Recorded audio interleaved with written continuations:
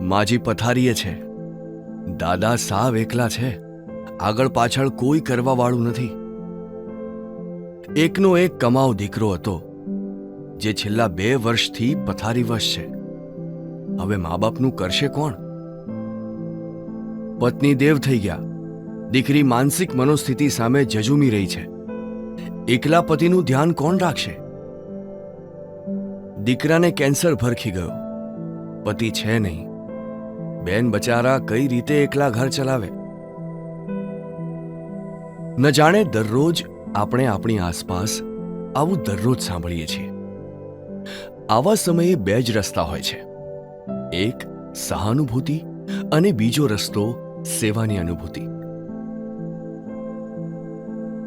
અને વર્ષોથી સદભાવનાએ સાંત્વનાની સામે સેવા ભાવનાને જ પસંદ કરી છે.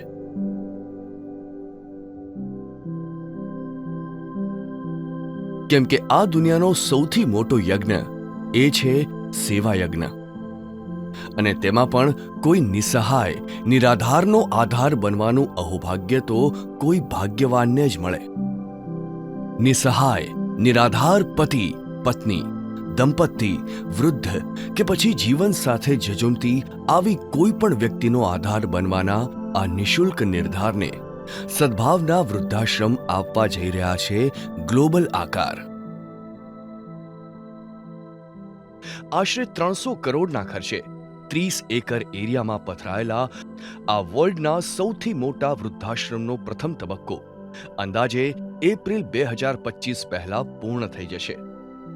જેના 11 માળના 7 ટાવર્સમાં દરેક ફ્લોર પર 16 એમ ટોટલ 1400 સુવિધાસભર રૂમ્સ હશે કે જ્યાં નિસંતાન, નિરાધાર અને બીમાર એવા 5000થી વધુ વૃદ્ધો સમાવિષ્ટ થઈ શકશે. સદભાવના વૃદ્ધાશ્રમની નિઃશુલ્ક સેવાનો આ વડલો અત્યારે 600થી વધુ નિસંતાન, નિરાધાર વૃદ્ધ સુધી પહોંચી ગયો છે. અને એમની સંભાળ એ જ સદભાવનાનો સાર છે.